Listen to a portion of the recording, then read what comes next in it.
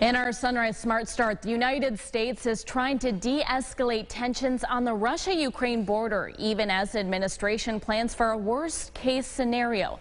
The Secretary of State said diplomacy is a hope, but the U.S. and NATO allies have made their concerns known. We are joined once again by Washington correspondent Basil John, live in D.C. Basil, watching this closely, what economic concerns has the White House raised surrounding this ongoing issue? Well, Mark, Alley, good morning. And yes, when it comes to some of the economic concerns that the United States needs to be concerned about, this does affect us on multiple levels, especially considering inflation has been going on at this time. Additionally, one thing that we could see is gas prices being affected. We could also see prices for some of our goods going up just because of the resources that would be utilized if things escalated to the point where military forces would have to be sent over. And we're also sending resources over to Ukraine for assistance as well. So it does end up tacking a bit onto the U.S. the longer that this goes on. And Basil, what are members of Congress saying about this? Well, right now, members of Congress are on recess, but a lot of these lawmakers are now working behind the scenes to see if they can come to a general consensus on what sanctions they could put into legislation if Russia does aggress. So the hope is that if Russia does act, then Congress can act just as quickly and put those sanctions into place. All right, Basil, thank you so much. The Secretary of State has said Americans in Ukraine should consider leaving. As for the U.S. troops on alert, a decision has not yet been made to activate by the NATO response force. Meanwhile, President Biden is expected to make an official announcement today about Supreme Court Justice Stephen Breyer's retirement. Breyer, the senior member of the High Court's liberal wing, plans to step down this summer after nearly 28 years on the bench. The frontrunner to succeed the 83-year-old justice is federal appeals court judge Ketanji Brown Jackson, who was a law clerk for Justice Breyer. We are following a developing story this morning. A guest in a SUNY Brockport dorm room has been arrested after a fight between him and a female student. Brockport police tell us Jalen Foster was visiting the student when a resident assistant heard the two fighting. Now, that RA called university police, who questioned Foster. Police say they found a gun on Foster after the altercation. He has been charged with unlawful imprisonment and criminal possession of a weapon on school grounds. The student was treated for minor injuries. In a statement, SUNY Brockport officials say, quote, the incident was isolated and targeted and was quickly and successfully resolved by our university police officers. There was no threat to the larger campus community. Jury deliberations are expected to wrap up soon for the trial of Anthony Love. Love is the Rochester man accused of murdering and physically abusing a 3-year-old child over a year ago. Love is facing charges of first-degree manslaughter and second-degree murder. Erica Cost live in the newsroom this morning with more on how that trial is moving along. Erica, good morning. Good morning, Mark. Prosecution says it's been a long week so far for this jury. One thing she says they're paying special attention to the jury, the definition of murder in the second degree. It has a lengthier definition than what people are used to hearing in high-profile cases, which would be intentional murder. Some more details about the case. Love is pleading not guilty to the charges of first-degree manslaughter and second-degree murder. Back in July 2020, we're told officers responded to a home on Avenue C for the report of a child not breathing. It was there they found Love's girlfriend's 3-year-old son, Kemir Marshall, unresponsive. He was taken to the hospital and placed on life support, but never regained consciousness. A criminal complaint alleges Love physically abused him, causing his death.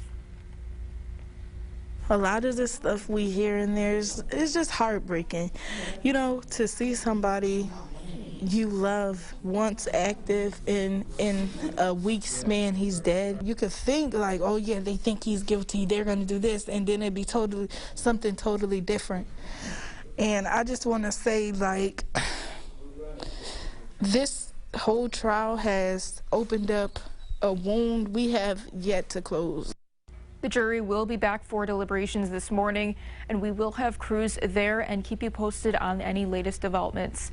In the newsroom, Erica Cost. News 8. Erica, thank you for background on this story. We have more posted online at rochesterfirst.com. The man accused of stabbing a Rochester police officer has rejected a plea deal, meaning the case will be heading to trial. Keith Williams is accused of attacking Officer Denny Wright back in October of 2019 on Peck Street. Officer Wright lost his eyesight as a result of the attack. Williams rejected a plea deal that would have sent him to prison for 25 years. If convicted in trial, Williams faces 40 years to life in prison. I think the most disappointing thing is to put Officer Wright through this trial. That was why we offered the plea in the first place, just to spare him, having to testify. He will get punished for what he did to me. He will never get punished for what he did to my family or to my friends. The trial for Keith Williams is set to begin on April 26th. Eric Schneidel with us this morning. Eric, this is one of those days where you say it's not where you start, it's where you finish, right? At least in terms of temperatures. I like that mentality here. Yeah, we're all frozen right now. Temperatures in the single digits, a few spots below zero, but look at where we go into the afternoon. We've got highs into the upper 20s. Now, that's a heat wave for us, considering we have not seen freezing now in more than a week, and I do think that streak is going to continue, by the way. Cold front will come by later on tonight. There's going to be some snow with that, but really the big headline with that front is going to be a reinforcing shot of Arctic air. Friday highs will happen at 12:01 in the morning. They will then free fall through the course of the afternoon, and I do think that cold is going to be a big player in our weekend too, but hopefully we avoid any of the big issues with the nor'easter and we can tolerate the cold. We've now become experts in it so far this month, haven't we? Yes, tolerate, the operative word there. Yes, thank you. Let's get a look at the roads again, keeping an eye on a disabled vehicle 390 south at this hour. It's by Lyle Avenue, causing some slowdowns there. 490, 590 up to speed, and a live view of the thruway. No issues to speak of, although a little slowing in our view in Batavia at this hour. A building in downtown Rochester was evacuated yesterday after an explosive device caused damage inside. Officers, including the Rochester Police Department's bomb squad, responding on North Clinton Avenue just after 7 a.m. for that report of criminal mischief. Police say an explosive device did damage a group of mailboxes located in a common hallway of that building. No injuries were reported, no other explosives found. To like a bank of mailboxes in a common hallway. So I know we've been asked a few times, because we obviously have Catholic Charities here. It's in a common hallway. There's also apartments upstairs. There's commercial locations on the first floor. So as of this point, there's nothing we can tell in terms of targeting Catholic Charities or a commercial business or anything along those lines. It's a common area, so it could be involved with anything. And police are asking anyone who may have information about that explosion to call 911. Here's what some folks will be talking about at the water cooler this morning. The Brick Universe Lego Convention is coming to Rochester. The event has been traveling the U.S. since 2015, showing off the wonder and skill of Lego building. Yes, the convention will have Legos on display from top artists, building kits for sale, and even a special Star Wars zone. It's the first time the Brick Universe has been in New York. The event is set to happen at the Main Street Armory coming up April 23rd and 24th. Well, only if that was convention here now, because that would be a great thing to do in this weather, yeah, Eric. Big time. Indoor activity. Inside. That's really all I care about. If it's indoors, it's good to go. Kiddos at the bus stop this morning, bundling up, lots of layers, single-digit temperatures holding tight, but again, though, much better into the second half of this. Temperatures climb into the mid to upper 20s through the afternoon. Your 8-day forecast.